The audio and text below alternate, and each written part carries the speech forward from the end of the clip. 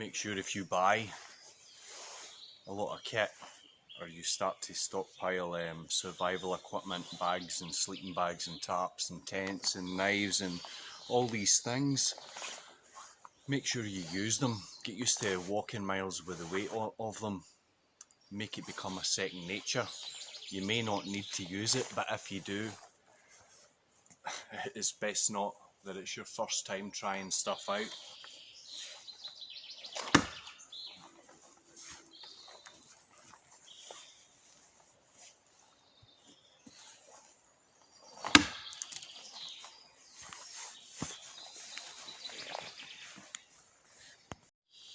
Good afternoon. No philosophy today.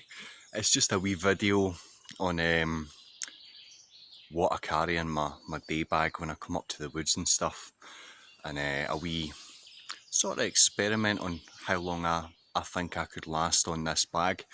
So no philosophy, no wisdom today. Well, you might take some wisdom from it, but it was just to see. Many people do videos on grab bags and bug out bags and all this stuff, and there's been a lot of talk on certain social media platforms about what to have and what not to have. So I thought as a bit of an experiment, I was planning on coming to the woods today, but not to make my usual videos. So I thought what I'll do is I'll grab my bag that I have, and I'm going to go through it and show you some of the stuff that I always bring with me up to the woods, and some practical uses for this stuff. So if you're interested or have any questions, feel free to leave comments and stuff. If you like the video, you know what to do. So I hope you can take something from this. Thank you.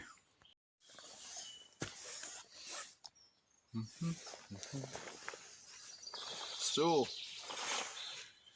I'll try and speak up over the birds because they're very chatty today. I think they know I'm here, and the pigeon are everywhere, which is great. So what we're going to talk about today is stuff that I bring up to the woods every time I come up.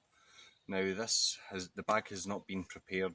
What was in it was already in it, besides the water that I put in before I left the house.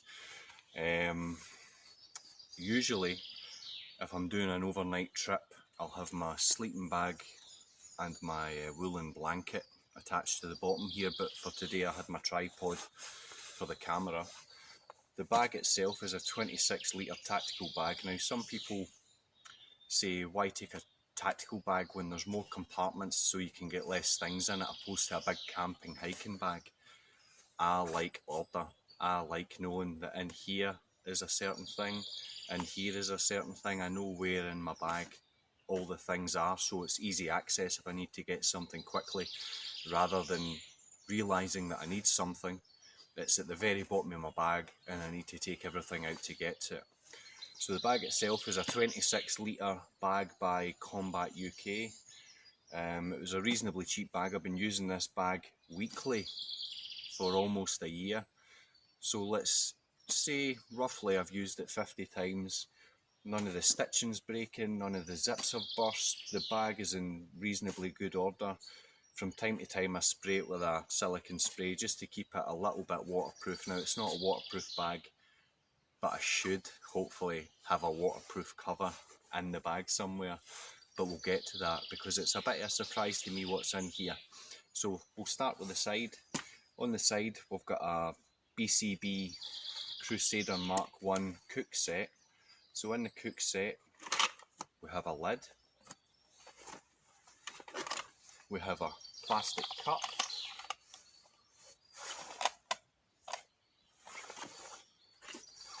we have a water bottle, and that's the only thing that I filled before I left the house, so that's full of water. We have a spork, folding stainless steel so it doesn't rust.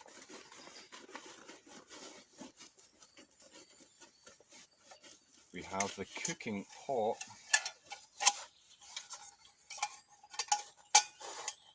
which you can either use on the base, where you put in, you can either use gel fuel or solid fuel, which is like Hexamine Blocks and things. And that just sits on there. You put in your water. I generally use this for water, then I add to whatever I'm doing. I don't generally cook like soups and pastas in here because then it's something else to clean. Then you've got your lid for the top, which helps it boil quicker. And that is all. And what I have in here as well is Aqua tabs, water purification tablets. So if I run out of fuel or the weather's incredibly bad where I don't want to have the hassle of starting a fire, I can fill my canteen with water, put one of these purification tablets in it, then I have water that's safe to drink. It's killing all the bacteria and all the goo. It doesn't taste all that great. I would imagine drinking water that's got these chemicals in it all the time isn't going to be the healthiest thing for you. So I would always say boil your water, or what I do have at home in another bag, which is an improvised version of this bag. I have a Sawyer water filter, which I'll make a video at some point. Basically what that is, you'll take dirty water in a little pouch, squeeze it through the filter into your canteen, and it removes all kind of nasties, dirt, bacteria, things like this, and it makes it good to drink because you don't want the shits whilst you're out and about. If you get sick, if you have sickness and diarrhea when you're out and about in a camping environment or a survival environment, you're losing a lot of energy, your body's not going to be as efficient. So move on to this pouch here. Oh, happy days. I have a McVitie's Gold Bar for my coffee shortly. I have a wee squeezy sachet of fruit. I have some happy teas and coffees. I've also got in here, there's more water purification tablets, and there's some antibacterial wipes, a sachet of peanut butter, which is high in calories, high in fat and high in energy, and I have some boiled sweets. So that's in the top pouch. In this front pouch I have a little tin, and inside it I've got some fire starting material. So what these are just cotton pads and candle wax has been poured over them. So I don't know if you're like me, my missus, she's got all these bloody Sensei wax melt things all over the house, and when it loses its smell, although these smell quite nice, we just dip the cotton pads in, chuck them in a bag, and I take them up to the woods for fuel. I've also got a Hexamine block in here, so that's great just to go straight onto my stove. At the bottom part of this, I've got a plastic tub. Inside this plastic tub I have all-weather matches, so these will light when they're wet. When it's snowing, it's a really hot burn. There's water purification tablets in there, a little striker for the matches also. I've got a lighter. I have got two fire steels and striker for if the lighter doesn't work. I've also got little bits of Hexamine block and other fire lighting materials. So there's some cotton wool with Vaseline, there's some dry wood, there's some pine and wax, there's also a candle in there. So this is just a little basic fire lighting kit. I have a Sharpie in case I want to write John was here anywhere. I have a Bcb Fishing Kit. So not that I plan on doing any fishing today, but again it's better to have and not need than need and not have. So in here you've got hooks, weights, fishing line, a little reel, some lures, and obviously your grounding stuff is full with worms and all sorts of creepy crawlies you can use for bait. I've got a USB cable here. This is for charging electrical devices. I should have a battery pack in here somewhere, and if I don't, I've practiced actually in the army in my jacket. I've got a little, it's for my earphones, but it also charges as a battery pack also, so I can charge my phone off that too. So we have that, and finally in this front part, I've got some cable ties. They just come in handy. Who knows for what, but better to have and need than need and not have. So on the side, I've got a tropical hammock. Therefore, I've always got somewhere to lay my head. It keeps you off the ground, it keeps you insulated, it's really comfortable, reasonably lightweight, and the material in this one doesn't rot. I also have my lashings in here for it, which is I've got mine are metal, and again a lot of the hippies and the tree huggers don't like putting metal straps around trees, but that's not going to kill a tree. So what I do is I put this round a tree, the carabiner through the loop, and I attach my hammock onto that, and that's not going to snap, it's not going to fail in the middle of the night in the pitch black or in a storm or in the rain, and then you're left trying to figure out how to get your hammock back up. Also on the side, this little pouch here is basically just additional storage. So if you're into wild edibles, if you can identify mushrooms and berries and various plants like various bulbs and dandelions and things, or even roadkill, if you find something that's fresh dead and you want to keep it separate for the rest of your stuff, this little bag at the side is a great wee thing to have. It's just additional storage, and I usually take rubbish away in this bag if I find rubbish. So now on to the next bit.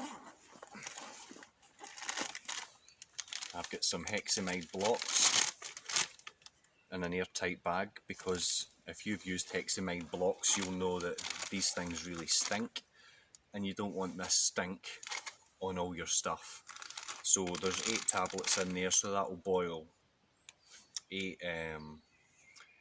flasks of water, and it does it quite quickly. But again, you want to be using these in a ventilated environment. I would only use these if I didn't have the facility to light a fire. I'd rather save these for in the middle of the night when I'm freezing cold and I want a hot brew, or it's really wet. I can use them as a fire lighter because they burn for a long time, enabling the wet wood to dry out and you get a fire going. Just box clever with them, and they cost money. So you want to be burning through these as little as possible, and I have a heap of these in the house. I have a mess tin, and it's seen the wars, this thing. I've had this thing for years and years and years. It's bashed, it's bruised, it's charred, but it does the job. Again, you can boil water, you can cook meals in it, you can heat water to have a wash in it. It's just a handy thing to have. A Nisbet stove. Now these are reasonably inexpensive. I think they're only a few pounds. And again, these will use a solid fuel like a Hexamine block. You put it there, you can put your mess tin on top of that, cook on top of that, then you've got another means to cook your food or boil your water. This is a little waterproof, looks like a tobacco tin, but it's sealed, it's waterproof, and in here, I think I've not been in here for a while, I've got cotton wool, which is great for lighting fires. I've got a condom in case things get a bit frisky. I've got fire lighter, I've got a wind up torch, I've got toothpaste, a toothbrush, soap, some plasters, some water purification tablets, I've got some batteries, I've got some string, I've got a glow stick. This is just a bits and bobs tin. Now there's actually a coffee sachet in there as well, but again, it's just if you want to keep certain things dry and certain things away from the elements, because like I say, this bag isn't waterproof 100%, so this is just a wee bit of insurance. But that's pretty much what's in that. And I think there's a lot more in this thing. A folding saw. Now this is good if you want to process wood for having a fire or building a lean-to shelter. It's just a good thing to have. You can also strike your fire steel off this. This thing's again been through the wars. There's a lot of coating off it. I've had this for lots of years, taken down lots of branches and cut lots of limbs and processed lots of wood and made lots of fires with this. There's various types online. The better brands are the Baco Laplander saw, which this is, which are quite difficult to get hold of now. The silky saws are a good saw, which I haven't used, but there's lots of cheap versions, and I would say buy what you can afford. Don't think, oh, there's a folding saw for £3. That folding saw is going to get me out of a pickle. Chances are the blade's either going to bend or snap, the thing's going to fall apart.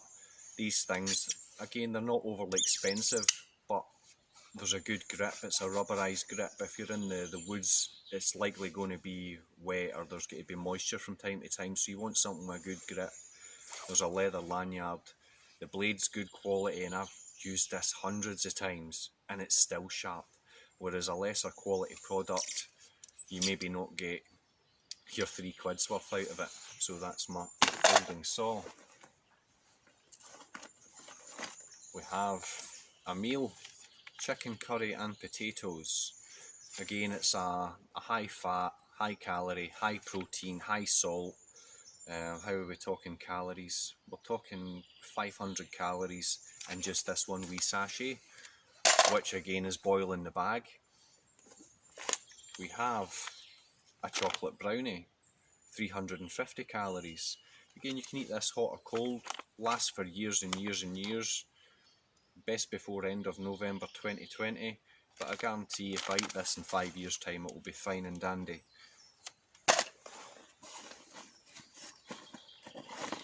First aid kit,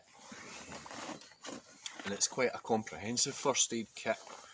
So this, when I bought it, and there's an expiry date on this, 3rd month of 2023. You buy it and you get it's a good comprehensive kit. This is a Bcb First Aid Kit. It comes in a waterproof pouch, so it's got a taped seam, and it's got a little clear bit so you can kind of see what's in it and whatnot. But I've added to this, I've put in things such as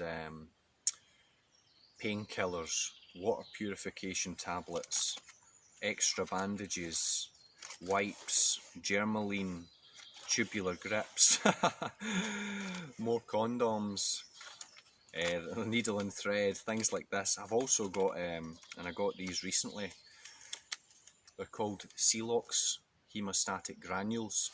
So if you're unfortunate enough to be stabbed or to be shot, and you don't have the facilities to get to a hospital or get to someone with first aid knowledge, you tear the sachet, you pour this stuff into the open wound and compress it for a minute, and what that does, it stops, even, it's allegedly going to stop arterial bleeding, and an artery wound can be fatal within minutes. So having a good idea of first aid, having a comprehensive first aid kit, even something like a scalp, if that gets infected and you don't have a germaline or a Savlon and you're out for days, that thing's going to really irritate you and cause you problems down the line.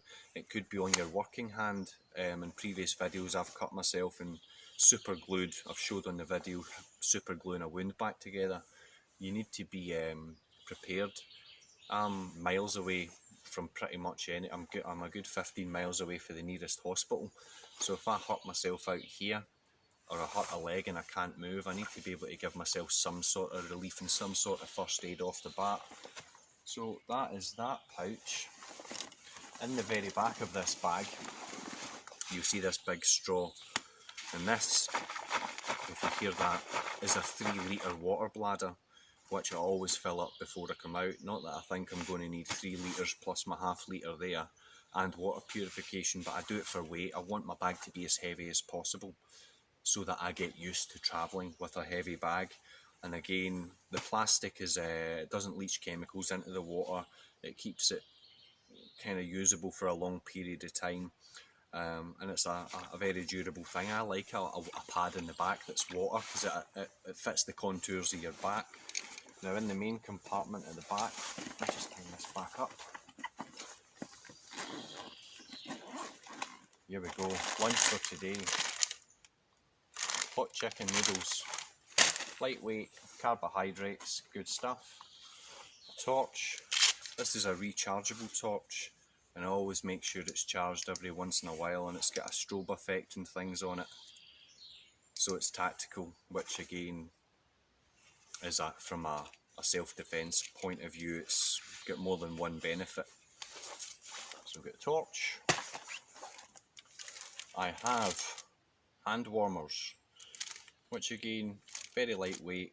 If you don't want to start a fire in the middle of the night, you're feeling the cold a little bit, these can bring a wee bit of comfort, which enhances your mood. Or you might have a child in tow, and you might be fine, you might be wearing a fleece and a jacket and a vest and a t-shirt, and you might be comfortable, but your kid might feel the cold, or whoever you're with might feel the cold a little more than you. They might not have as much hair as you.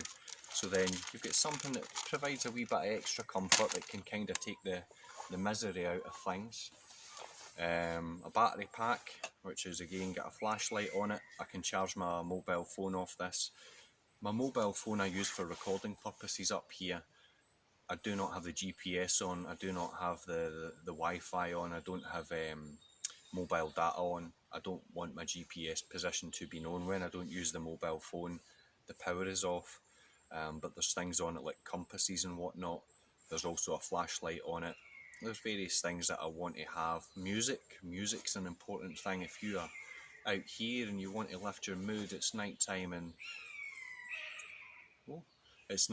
you want to keep yourself entertained, having music, it's a home comfort. Big buzzards. So a battery pack. Here we have a lightweight basher, or it's a tarpaulin. So once I've got my hammock hung up, so I use these lines to hang up my basher. So I attach one end here, one end over there, tighten that up, tie it to the trees, hammock underneath it, and I'm good in all weather, whether it's snowing, whether it's raining. It keeps me protected, it keeps me dry, and it's keeping me comfortable. Comfort is key.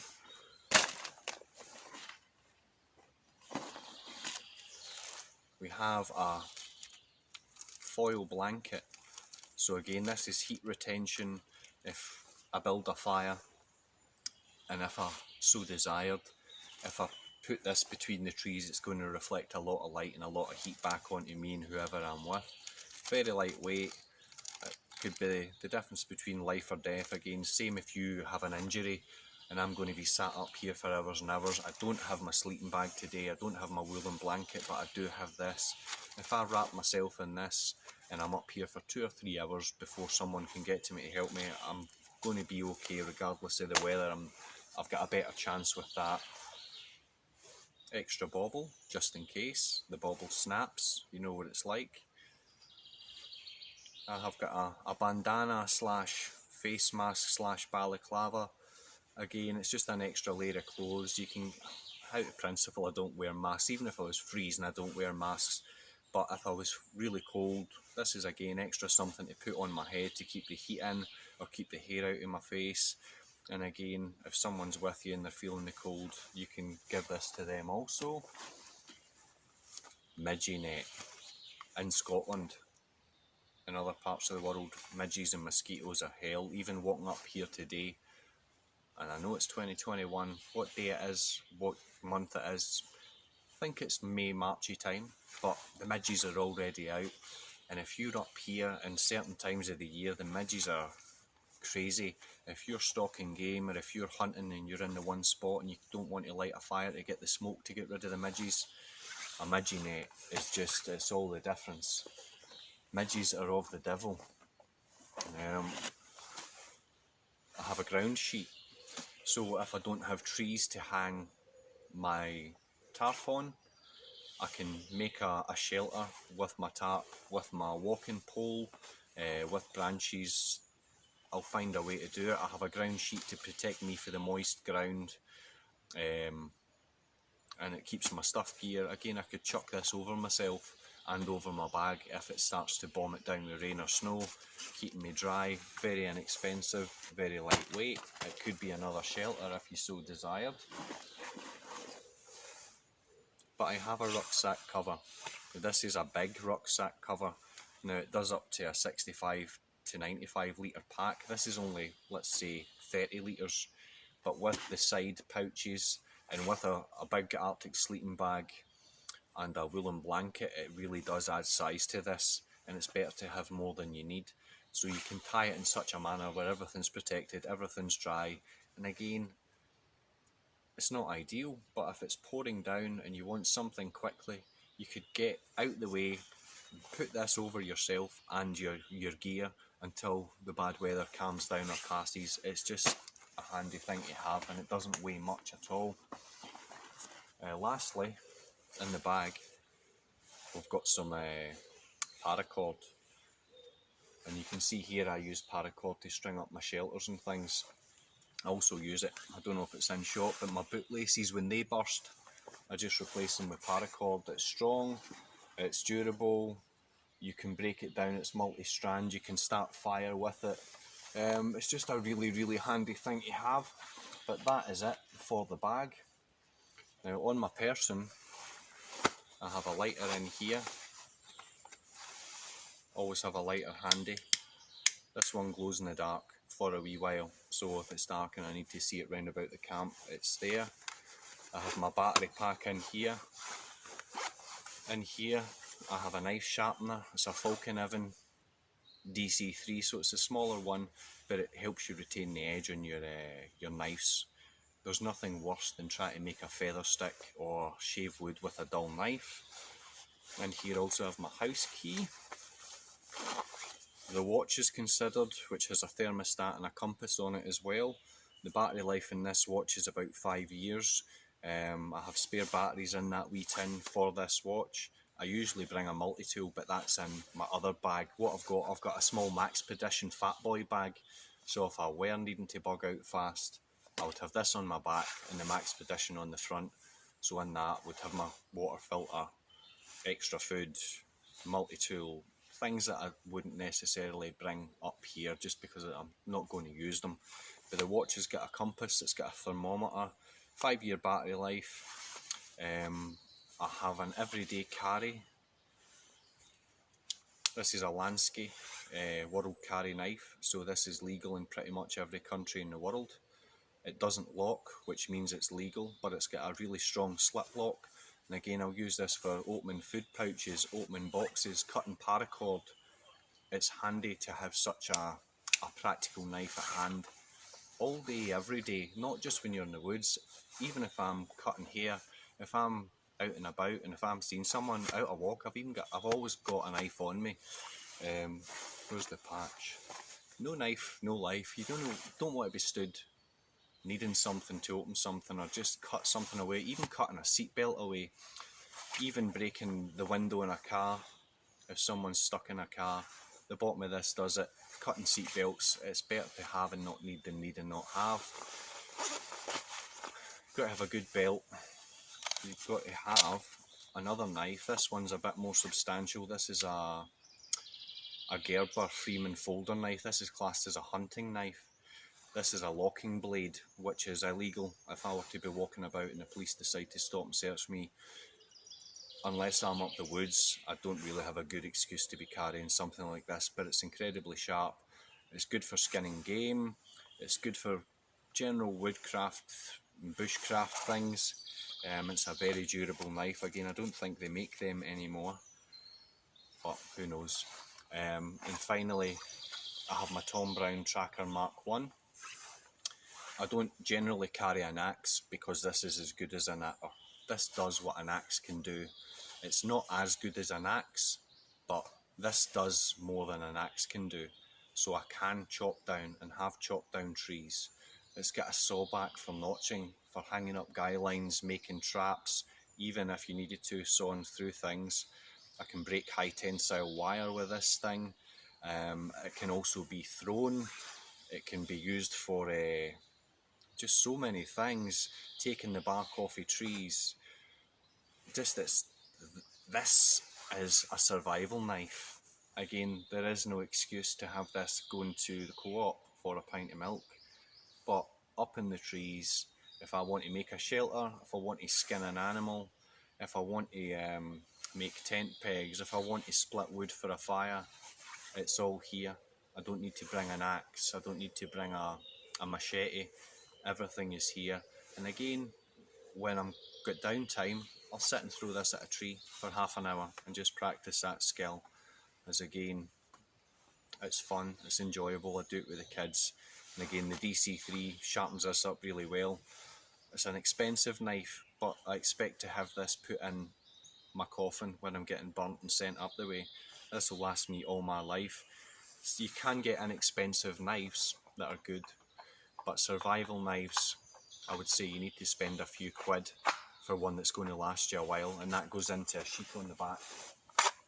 So it's side exit, so if I'm wearing my backpack, I can also access this for whatever reason. So roll this stuff here, I reckon I could last comfortably 2 or 3 days with the food that I've got. There's maybe only 2,000 calories here in total. Using natural resources, basically you can forage for food. There are animals here, there are birds here, but then that means I would have need to bring some hunting stuff or make snares or traps. But comfortably I could be up here for 2 days quite easily without even prepping my bag, and that is always there just to grab and go. But if I were to add to this, I would have more food. Freeze-dried food is great because it's lightweight and it doesn't take up a lot of space. I could bring stuff for taking down all these wonderful flying meals that's going about, the pigeons. When I bring up my son, he has an identical bag with a very similar kit, so you can imagine it's extending our longevity of staying out in the woods and stuff. So that's what I carry in my grab bag or my day-to-day bag. I do add to this, I do have a lot more equipment, but for my benefit and for yours hopefully, I just wanted to see what I all had, and that's plenty for me. I hope you've got something out of this. If you want to know anything about any of the stuff or where I got it or what I think about certain products, because I know these kind of things, I've been into this for over a decade, a lot longer than that. The bag is inexpensive, some of the equipment is inexpensive, but you don't need to spend thousands of pounds to have comfort if you're away from home. So hope that's helped. God bless, take it easy.